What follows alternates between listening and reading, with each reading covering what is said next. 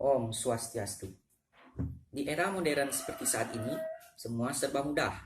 Perkembangan teknologi semakin pesat, dan sudah banyak orang yang menggunakan sistem pembayaran online. Namun, banyaknya pengguna sistem pembayaran online tidak menjamin mereka sudah mengetahui apa itu sistem pembayaran online. Saya, Komang Alok Bastian dari kelas 8C, akan menjelaskan apa itu sistem pembayaran online, apa saja manfaat dan keuntungan dari sistem pembayaran online, dan apa saja jenis-jenis sistem pembayaran online. Yang pertama, apa itu sistem pembayaran online? Sistem pembayaran online adalah sebuah layanan transaksi atau payment yang dilakukan secara online atau berbasis server. Yang kedua, apa saja keuntungan dan kelebihan dari sistem pembayaran online?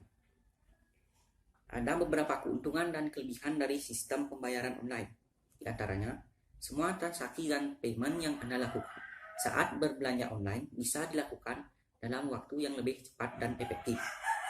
Lalu, layanan pembayaran online meminimalisir terjadinya tindak kriminal yang biasanya terjadi pada sistem pembayaran tunai.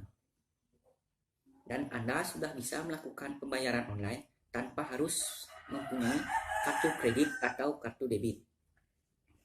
Yang ketiga, apa saja jenis-jenis sistem pembayaran online? Ada beberapa jenis sistem pembayaran online, di antaranya yang pertama, transfer melalui rekening. Dibandingkan dengan jenis pembayaran online lain, sistem pembayaran ini lebih banyak digunakan saat ini.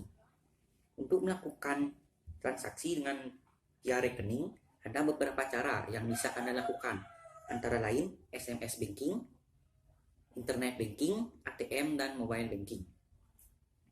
Yang kedua adalah pembayaran melalui kartu kredit.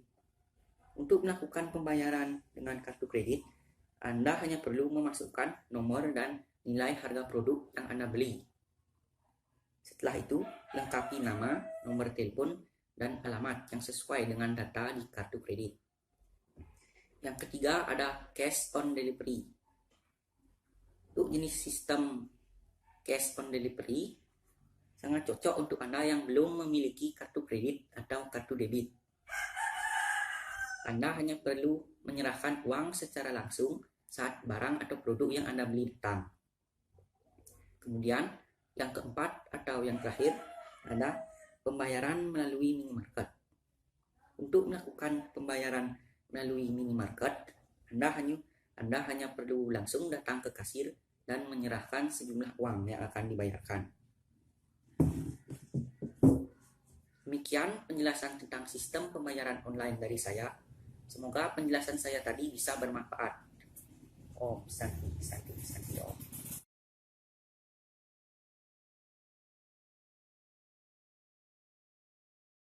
Salah satu yang terpengaruh oleh perkembangan teknologi komputer dan teknologi komunikasi adalah pada bidang pembayaran online.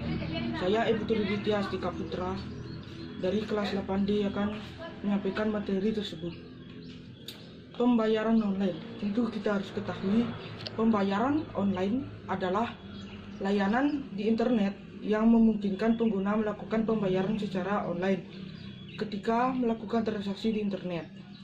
Saat ini ada banyak halaman web yang menyediakan layanan pembayaran tersebut. Di antaranya ada PayPal, ada Google Pay, ada WePay, ada ProPay, ada Payoneer, dan masih banyak lagi. Layanan finansial memungkinkan penggunanya melakukan pembayaran terhadap item-item yang dibeli dengan menggunakan akun internet yang aman. Agar pengguna dapat menggunakan layanan ini, pengguna harus membuka akun terlebih dahulu di halaman web tersebut. Kemudian menambahkan data akun bank, kartu kredit, atau kartu debit ke akun tersebut. Ini terlalu bisik, kita akan pindah tempat. Kita lanjutkan saja materinya. Halaman web penyedia layanan tersebut kemudian bekerja sama dengan berbagai perusahaan e-commerce dan menjadi alat pembayaran online di halaman web e-commerce tersebut. Misalnya, PayPal yang dapat digunakan untuk melakukan pembayaran transaksi di berbagai e-commerce seperti eBay, Xbox, Sara, Play Store, App Store, iTunes, e-store, dan ribuan toko online lainnya. Layanan PayPal merupakan layanan finansial yang banyak digunakan oleh beberapa orang. Layanan PayPal memberikan kemudahan kepada pengguna dalam melakukan pembayaran internet dan menjamin keamanan transaksi internet. Segitu aja materinya dari saya. Saya Ibu Turiditya Astika Putra mengucapkan Paramo Santi. Om Santi Santi Santi. Om Swastiastu. Selamat pagi teman-teman, saya Imadi Sudhadharma Rahadi dari kelas 8F akan mempresentasikan materi tentang mobil self-driving. Pada materi ini, saya membaginya menjadi 3 bagian. Pertama, pengertian, kedua tujuan, dan yang ketiga teknologi yang digunakan. Pada saat ini, teknologi yang sangat dinantikan kehadirannya adalah teknologi self-driving. Teknologi self-driving adalah teknologi yang memungkinkan kendaraan untuk bergerak sendiri tanpa perlu dikendalikan oleh pengemudi.